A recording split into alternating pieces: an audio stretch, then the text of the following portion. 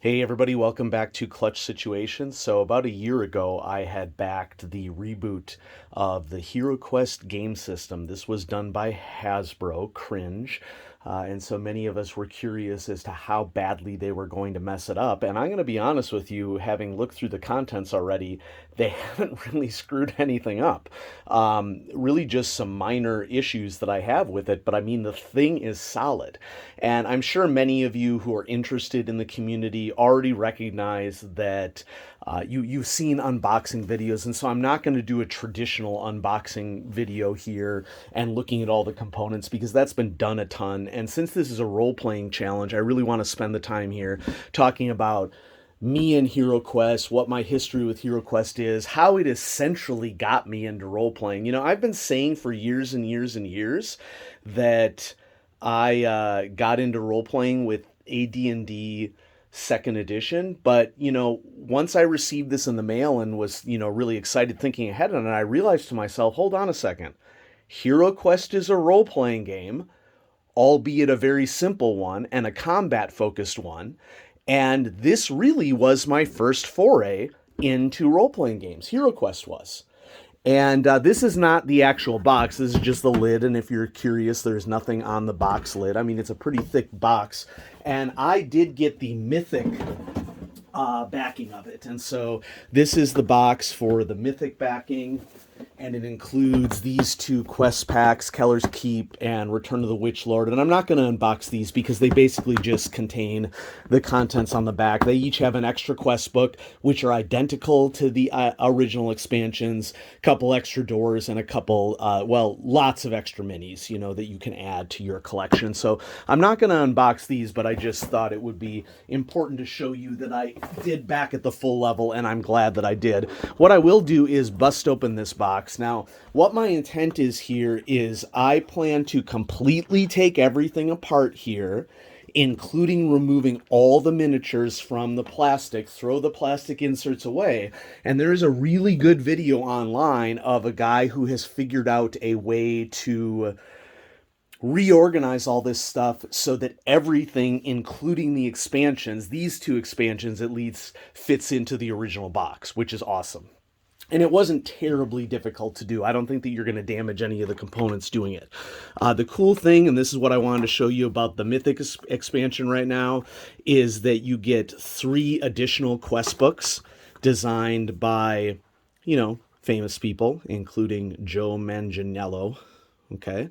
And that's a ton of fun there, and you get a ton of extra miniatures. This is a pack of all of the original heroes that come in the original set, only in alternate gender variations. So if it was a male character in the original set, there is a female character model in here, which representation is good. So I'm glad that they did that.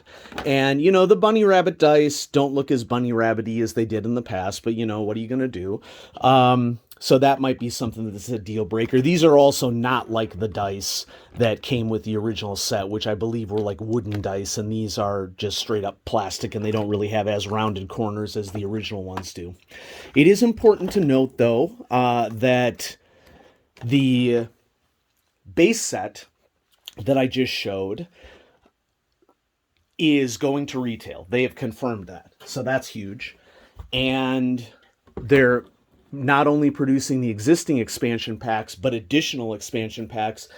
If I recall correctly, when I was a young 12-year-old first playing this game, I got one of the ice expansion packs where it was like ice wolves or dire wolves came with it, and all that stuff has long been traded away. So here is the main box, and it basically comes with 2 plastic trays that are stacked on top of each other, and then more stuff underneath it. And these plastic trays are like weighty. It's difficult to hang on to. Game board is in 4ths, and it's larger than the original game board. Looks identical to it. The gameplay, so I have both of the rule books here as well. I had taken them out just to flip through them. The quest book is exactly identical to the original one, and the rule book is exactly identical to the original one. The screen matches up perfectly with the old screen, and there's just a little bit of variation on the artwork, and everything that you've come to expect on the interior of the screen.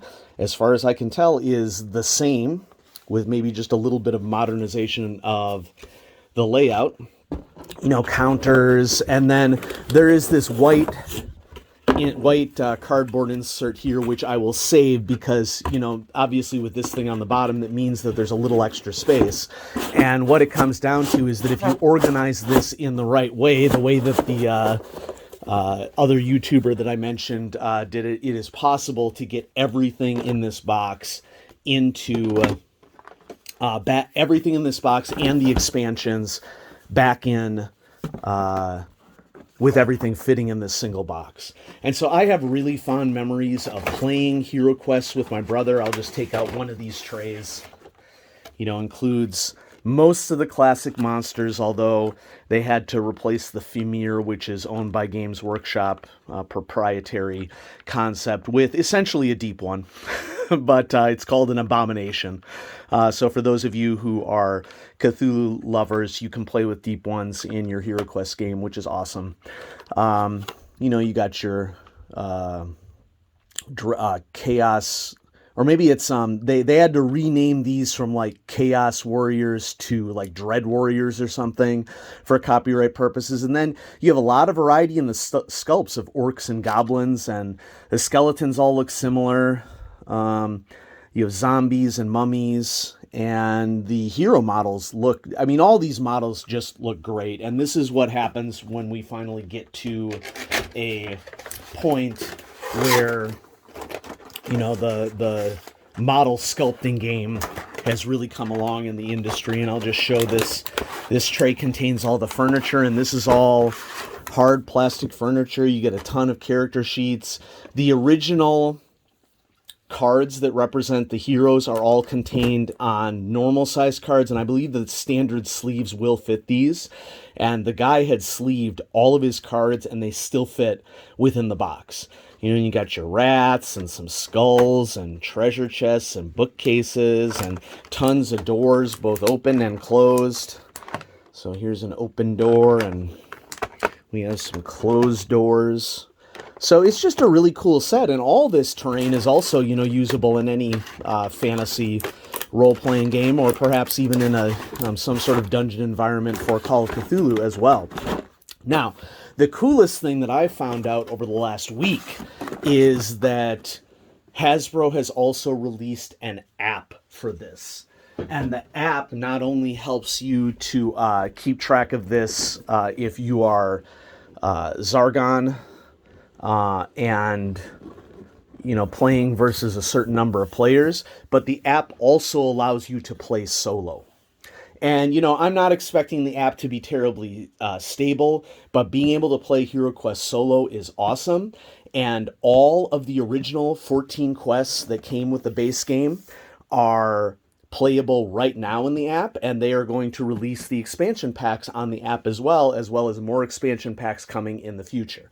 And so I couldn't be more excited to bust this out with my 40-year-old brother, and his boys are old enough now that I think that they could participate in the game and it wouldn't be a total disaster. They're approaching 8, and 8, is a really ideal age for more fun like battle games like this. And so I'm hoping to be able to play with him sometime in the near future. But in the interim, I'm going to take this whole dang thing apart. I'm going to reorganize it according to what I saw online, and it'll all fit in the same box, so I'll be able to take it wherever I want to with just a single box, and that will be awesome.